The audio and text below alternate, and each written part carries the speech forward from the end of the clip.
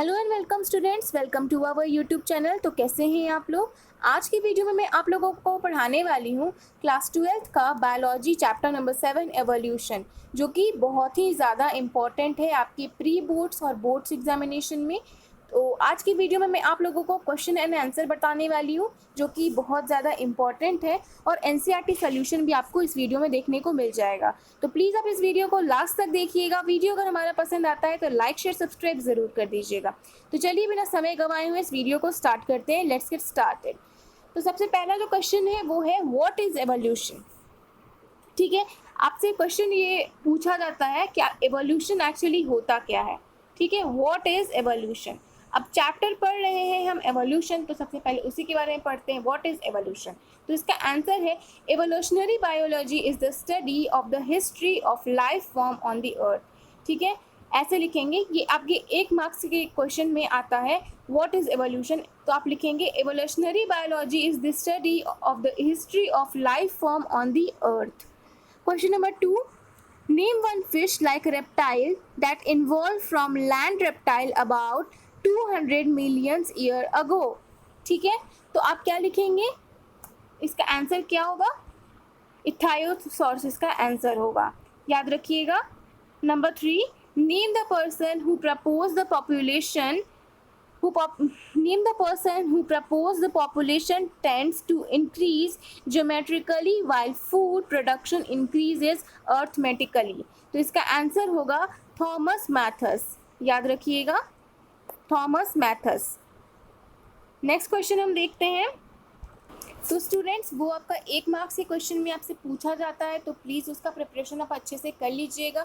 अब हम बात करते हैं एनसीईआरटी सॉल्यूशन के बारे में, जो आपके एक्सरसाइज बुक में है, एनसीईआरटी बुक में है। ठीक है, चलिए इसको हम स्टार्ट करते हैं। तो सबसे पहला जो क्वेश्चन है वो है explain antibiotic resistant observe in bacteria in light of Darwinian selection theory. ठीक है, तो आपको आंसर इसका लिखना पड़ेगा।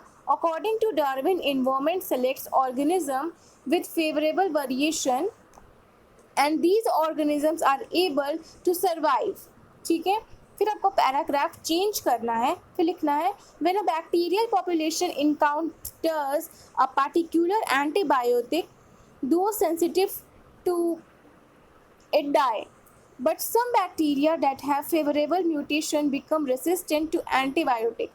Such resistant bacteria survive and multiply quickly as competing bacteria have died।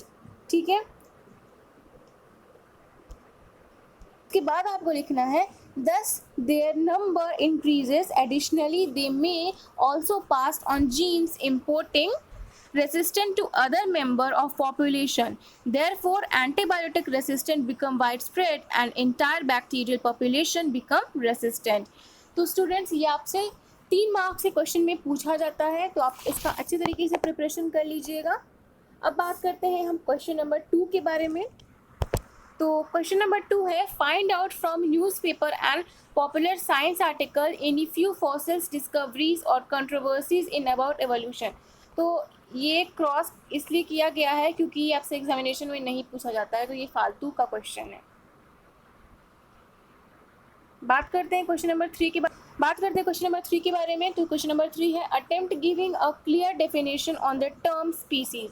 तो ये आपसे एग्जामिनेशन में पूछा जाता है, तो इसका अच्छे तरीके से मैं आपको आंसर बताऊंगी।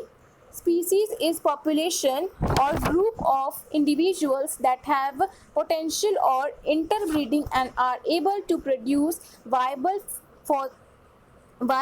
fertile young ones but are reproductive isolated from members of other species। ठीक है, मैं अगर फिर से रिपीट कर दे रही हूँ, species is population or group of individuals that have potential of interbreeding and are able to produce viable fertilized young ones but are reproductive isolated from members of other species। Question number 4.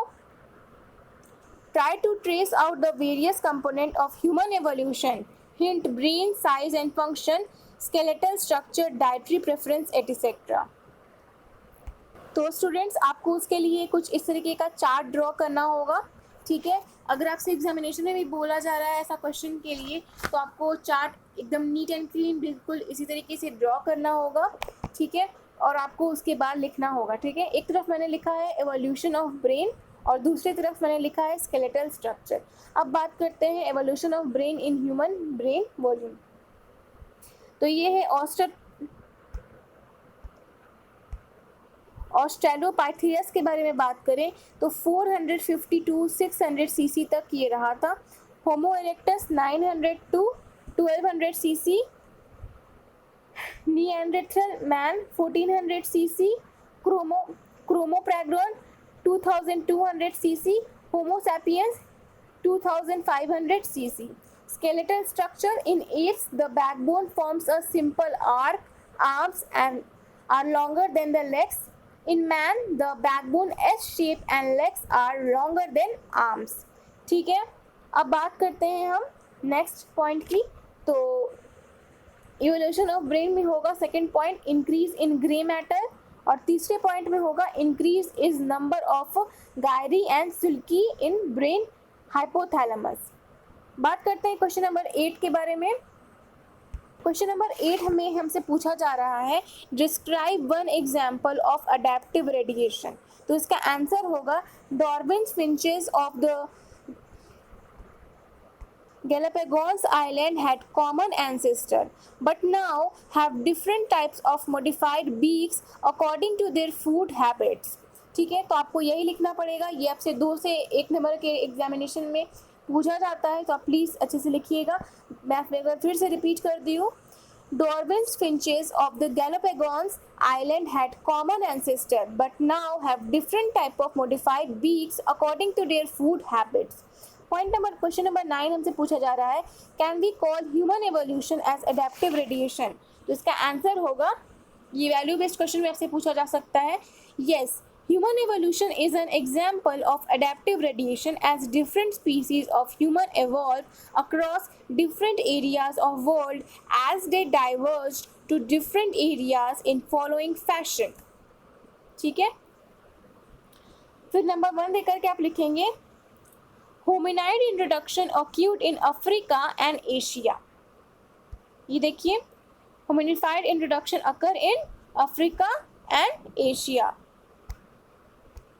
Point number 2 में हम क्या लिखेंगे, point number 2 में हम लिखेंगे Homo habilis lived in Africa and 2 million year ago. कितने साल पहले, 2 मिलियन ईयर अगो, याद रखिएगा। तीसरा Homo erectus migrated to Asia and Europe and diverged into 2 species, Java man and Peking man. कौन कौन से मैन थे, Java man and Peking man. Number 5 similarly Homo erectus was followed by Homo sapiens. ठीक है, Homo erectus was followed by Homo sapiens. 5th number primitive Neanderthal man is Europe gave away to African Cro-Magnon. ठीक है, तो students ये था video जिसमें कि हमने डिस्कस किया कुछ क्वेश्चन एंड आंसर एनसीईआरटी का, और मैंने डिस्कस किया 1 मार्क्स का क्वेश्चन जो कि आपके प्री बोर्ड्स और बोर्ड्स एग्जामिनेशन में आ सकता है और हर साल आता है। तो अगर आपको ये वीडियो ज़रा भी अच्छा लगा होगा तो प्लीज़ हमारे चैनल को सब्सक्राइब कर दीजिएगा, साथ ही साथ बगल में बेल आइकन होगा, बेल आइकन बजा दीजिएगा और इस वीडियो को लाइक ज़रूर कर दीजिएगा और हमारे चैनल को प्लीज़ सब्सक्राइब कर लीजिएगा और कमेंट में मुझे बताइए कि आपको ये वीडियो कैसा लगा। अगर आपको कोई भी डाउट हो रहा है इस चैप्टर से रिलेटेड तो आप मुझसे कमेंट बॉक्स में मुझसे पूछ सकते हैं, या अगर आपको इस चैप्टर से रिलेटेड कोई भी क्वेश्चन अगर आ रहा है तो आप मुझसे वो क्वेरी कर सकते हैं कमेंट सेक्शन में, मैं श्योरली आपको रिप्लाई करूँगी। So thanks for watching this video students. जय हिंद, वंदे मातरम।